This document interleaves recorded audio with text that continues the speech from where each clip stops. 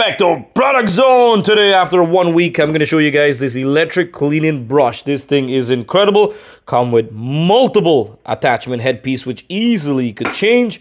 And it lasts about 90 minutes, charging fast within 2 hours. Maximum power of 37 watt. This is a 2-in-1 cleaning brush with the head part is multiple. But the thing is that you could unscrew this right here. And you could clean your bathroom, your tile floor, kitchen, and handheld.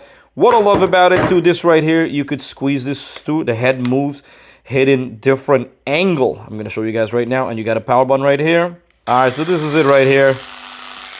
Lightweight, waterproof, easy. Love the black and white color. We're gonna put this to the test to show you guys. And changing the head part is easy. You just pull this out and you could put this one in. And this here, you could attach everything in it. Easy, look at that. Bang. It's like a little smooth buffer. So you could do a lot of cleaning. Look at this sponge. Washing the cars. You could wash dishes.